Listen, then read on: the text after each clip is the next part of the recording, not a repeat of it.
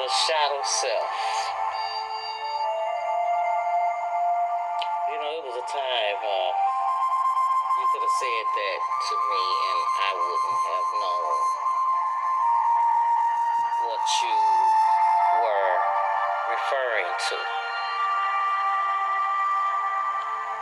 Well, meeting your shadow self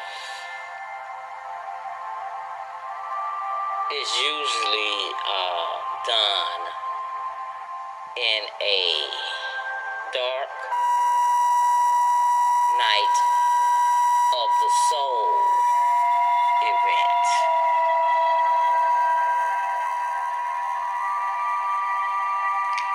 And the reason I know this is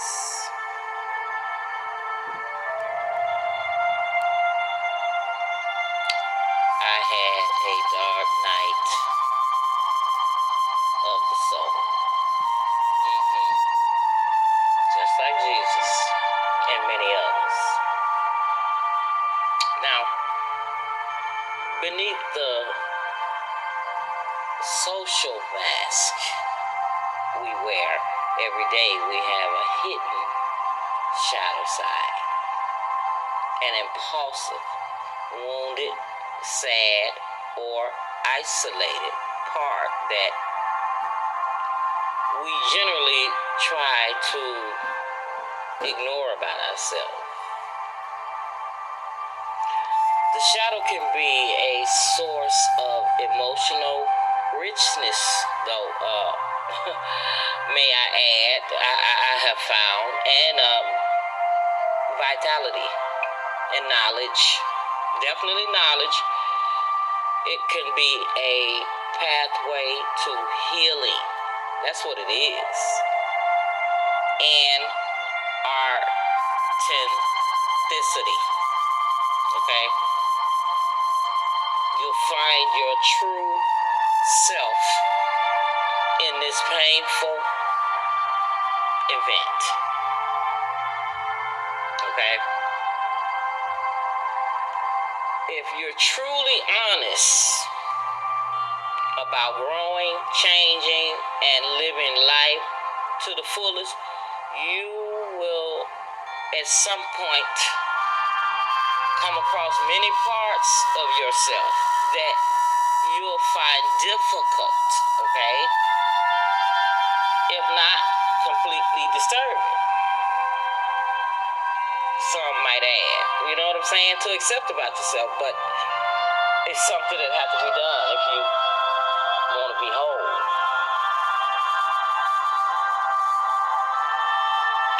And I tell you, these ugly and frightening parts of ourselves are elements of the shadow self, the darker side of our nature. We all have it. Duality. Okay? In the domain of psychology, Carl Jung, he devoted a lot of thoughts to this problem of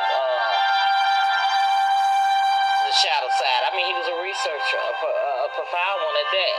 He being deeply invested in research of ancient and esoteric knowledge and spiritual scriptures to not only treat the mind of man, but to treat his soul.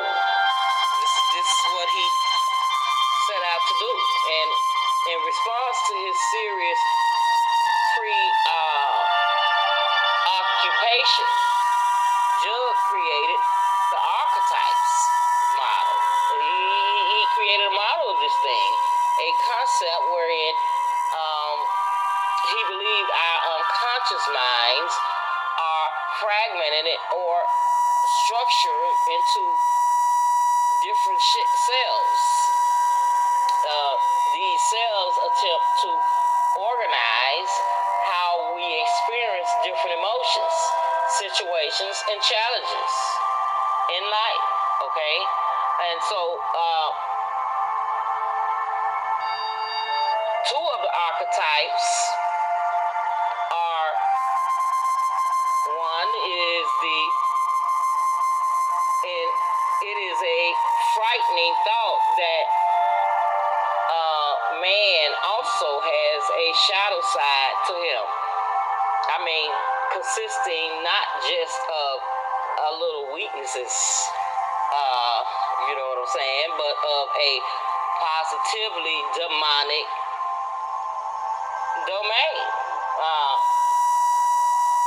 The individual seldom knows anything of this. Okay? As an individual, it is incredible that he should ever, in any circumstances, go beyond himself. You know what I'm saying? According to the world. But let these harmless creatures form a mass, and there emerges a raging monster. And see, this is what happens when we don't know about our shadow side. So we don't know that we have a light side and a dark side, and that we have to balance it. Everything is about balance. It's really not about wrong and right or good and evil. It's really not about that. It's about balance. Okay? So what exactly is the persona and shadow self? It is what it come down to, right? The persona, according to Jugs, he defines who we would like to be and how we wish to be seen by the world. The word persona is derived from a Latin word that literally means mask. Okay? However, in this instance, the word can be applied metaphorically, representing all of the different social masks that we wear among different groups of people and situations. Now, what is the shadow self? The shadow self is an archetype that forms part of the unconscious mind and is composed of pressed and repressed ideas, instincts, impulses, weaknesses, desires, perversions, and embarrassing fears. Okay? This archetype is often described as the darker side of the psyche, representing wilderness, wildness, chaos, and the unknown. Now, this latent energy is presented in all of us, in many instances, forming a strong source of creativity.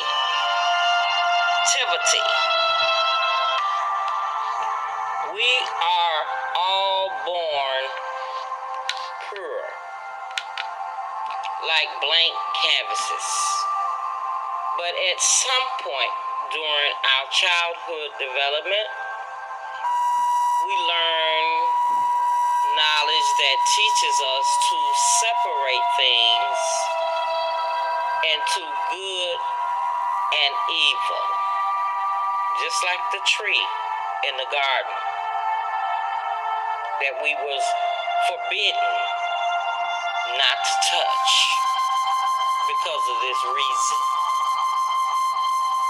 The moment we eat from this tree of knowledge, our shadows are born, and we begin to divide ourselves into multiple parts.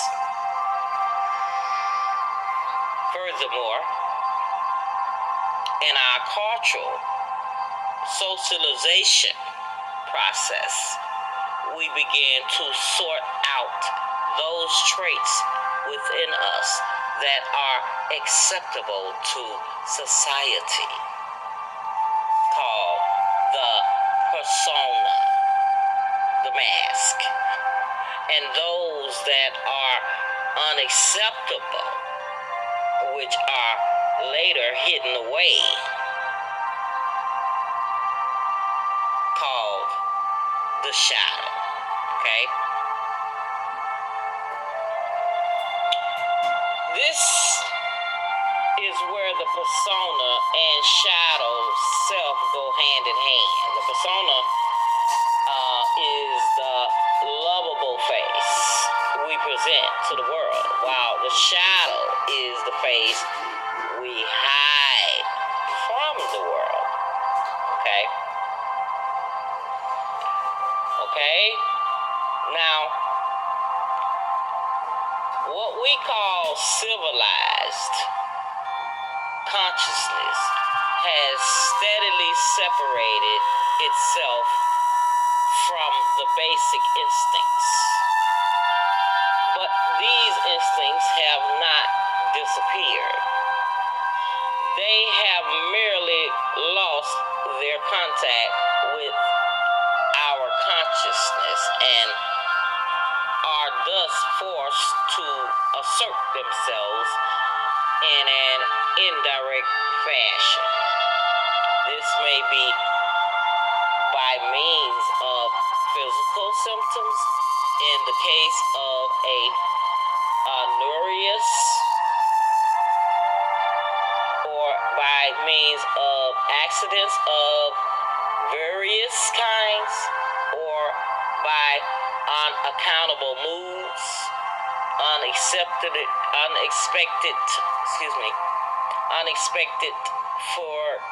forgetfulness, or mistakes in speech. Modern man protects himself against seeing his own split state by a system of compartments. Certain areas of outer life and of his own behavior are kept, as it were, in separate drawers and are never confronted with one another. Thus,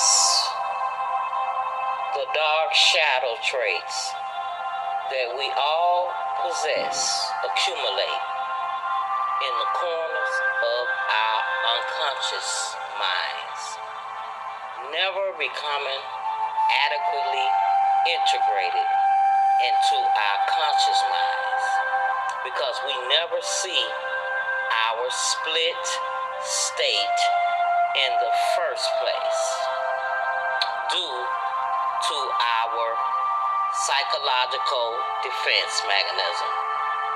And so we continue on accumulating these dark desires, motivations, and fears.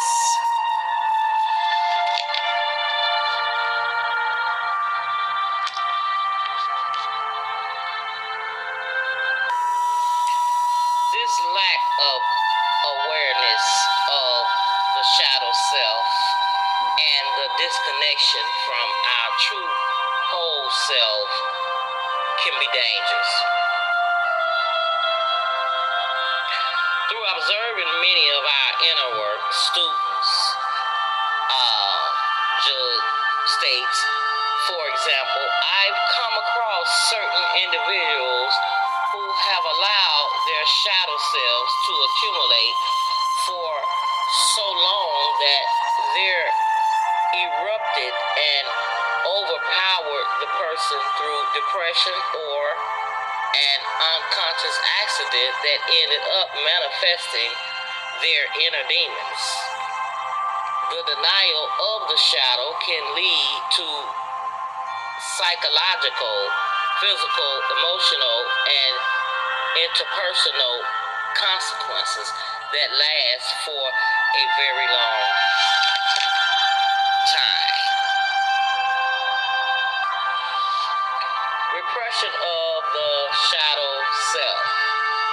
It's understandable that the process of becoming civilized requires us to repress aspects of ourselves that do not fit in with the structured idea of our society. However, it comes at a great cost to us. We are born whole and complete, but we slowly learn to live fractioned lives, accepting some parts of our nature but rejecting and ignoring other parts.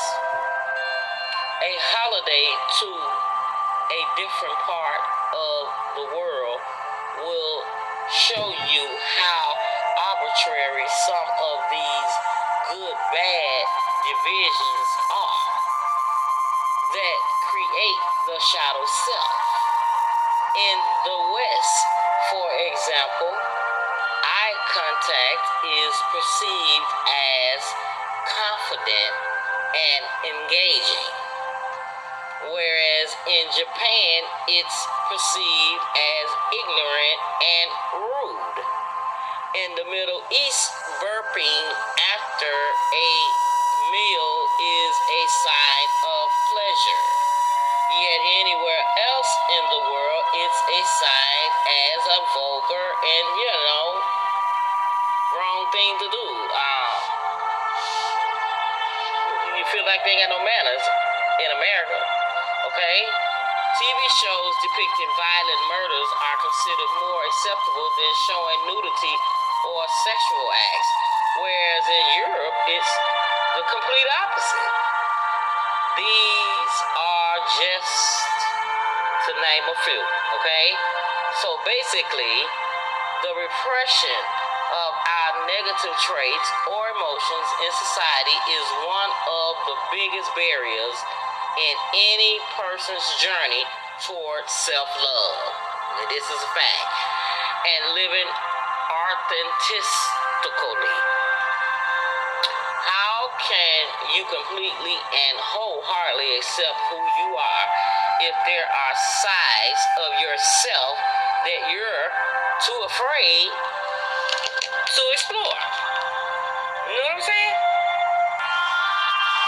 I mean, don't get me wrong, the idea of the shadow self doesn't only apply to physiological,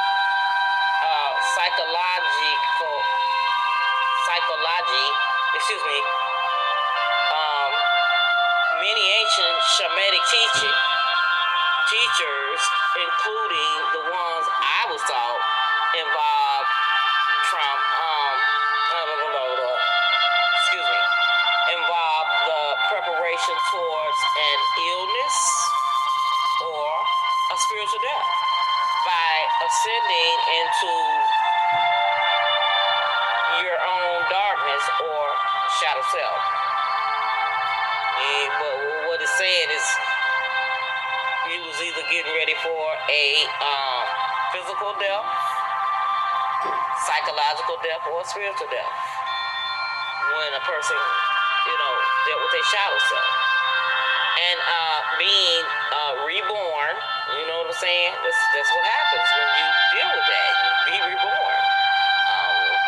In an attempt to provide you with the experience and insight to heal yourself and bring that healing wisdom to the people of your tribe. Now, I don't understand, why wasn't none of this in the Christian church?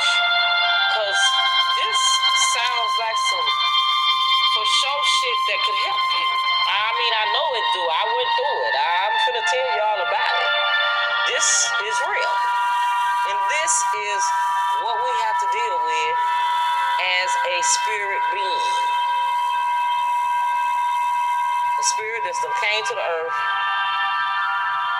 that has a house over their spirit. Okay, right. Toes on your body type stuff. So, but this is how spirituality and religions contribute to this repression of the shadow side, okay? Now, apart from society's ideas of acceptable and non-acceptable behavior, what else causes such great repression of the shadow self? In truth, a lot of it actually comes from the endless motivational, feel-good teachings out there. Okay? It's true. Because, see, a lot of modern spiritual and religious work revolves around moving toward the light, accepting the light, and seeking for the light. Yet, by doing so, we ignore the entirety of what it is to be human. Because, in fact, many of us, the spiritual and the New Age teachers and teachings out there provides an escape for those who do not want to be responsible for the entirety of themselves and their lives, okay? So they don't talk about this, or either they don't know about it, okay? You know, understandably, the light energies are usually represented with noble values such as love, peace, joy, harmony, and compassion. Yeah, okay, it is. It is what it is. Many spiritual and religious movements completely ignore or condemn the darker elements such as anger, vengeance, control, fear, shame, competitiveness, jealousy, covetousness, lust. Because, see, these darker characteristics are associated with negativity or evil. They're avoided out of fear and buried even deeper within us. But this is a tragic mistake with dire consequences, okay? The more our dark side is avoided, the more it grows within us. Is the reason for this whole message. And to let you know that it's a way to heal yourself totally, so that you can be free to love, and then your cash gonna flow too. Because love and money is connected in these energies, okay? If you notice, if your money right, your love life ain't right. If your love life right, your money ain't right. So that's because you unevenly yoked in that situation. But this here is freeing, so it don't matter if you even got a mate or not. You is full of love, and you can love, and you abundant. You hear me? Waiting like a volcano to gush out. I mean, this darkness is waiting like a volcano to gush out at any unexpected moment. And see, this is the danger, and this is what's been happening with us. Now, this is the key right here to get that shadow side balance in together and in harmony, okay? The key word here is integration. This is the key. You gotta integrate that. Your light with your dark. Which comes from the Latin word integratus, meaning to make whole. Well, you think when I greet y'all, I say wholeness. I'm speaking wholeness over your life. To integrate and inner quality is to take ownership and responsibility for it, rather than rejecting or denying it. The benefits are many. compassion, calmness, love, unconditional love, understanding, and wholeness are all to be found in integration of the dark and the light side of you. I'm going to give you 9 stages of spiritual self-realizations to help heal your dark side and get in touch also with your light side to cause balance. Okay? And you should choose to devote yourself to the ongoing journey of self-realization. You will develop a tremendous sense of respect for who you really are. It is only then that you will come to appreciate the full depth of meaning in the advice. This above all, to thine own self be true. Number 1, self-awareness.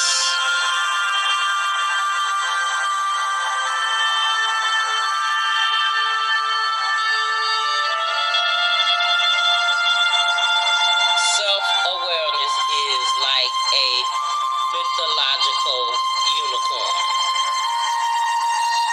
Sometimes we catch fleeting glimpse of it, but as soon as we spotted it, it vanishes into thin air.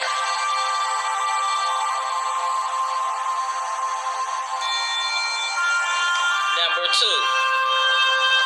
self-exploration. Okay? Number 3, self-discovery. Number 4, self-understanding. Number 5, self-love. Number 6, self-transformation. Number 7, self-mastery. Number 8, self-transcendence. And number 9, you end up at self-realization.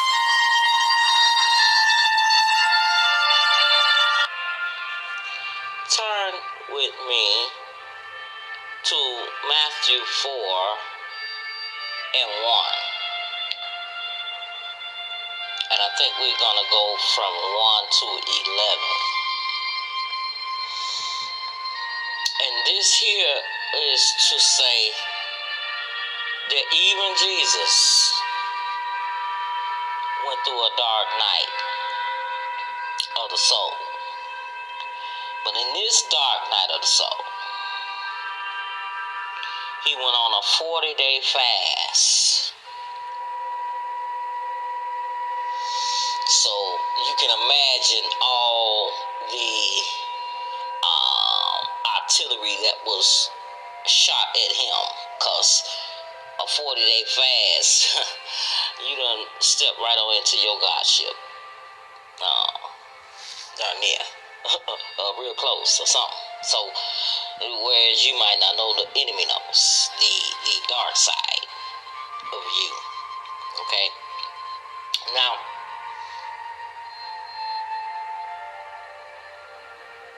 Matthew 4:1 reads, Then Jesus was led by the Spirit into the wilderness to be tempted. So, you know, in this dark night of the soul, you're going to be tempted by the devil, the dark side of you. Verse 2. After fasting for 40 days and 40 nights, you can imagine. Now, when you do it that long, you ain't even hungry no more, really. He was hungry. Okay? And verse 3, the tempter. Now, this is just that shadow side, that dark side, the devil side of you that goes against everything that is good for you or for your higher good. That tempter came to him and said, if you are the Son of God, tell these stones to become bread. Jesus answered, it is written. So, it's already written, so let it be. Man shall not live on bread alone. These is facts, truth. But on every word that comes from the mouth of God. And that's you. Okay?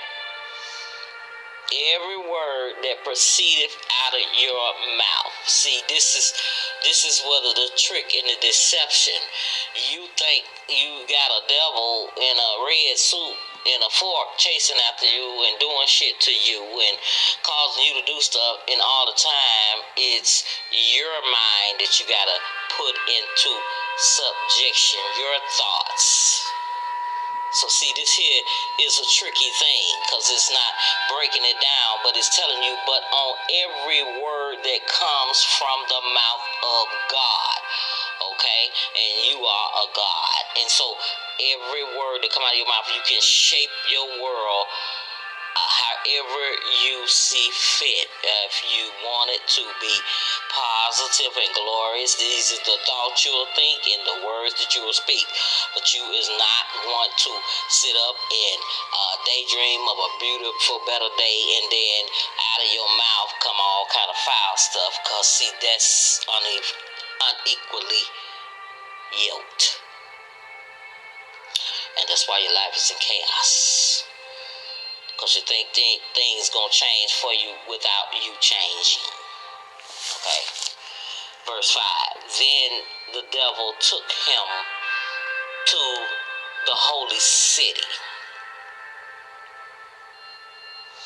and had him stand on the highest point of the temple. If you are the Son of God, he said, this thought, throw yourself down, for it is written, he will command his angels concerning you, and they will lift you up in their hands so that you will not strike your foot against a stone. Verse 7, Jesus answered him, it is also written, do not put the Lord your God to the test. Verse 8, again, the devil took him to a very high mountain, like in California and Las Vegas, and showed him all the kingdoms of the world and their splendor. New York. All this I will give you, he said, if you will bow down and worship me. Verse 10, Jesus said to him, away from here, away from me, Satan. For it is written, worship the Lord your God and serve him only. Then the devil left him because he put them thoughts under subjection. Okay? Anything that came against what he was creating for his life, okay? He struck it down. He took it in subjection. So come here, okay? And then he said, delete, and then it said, clear, okay?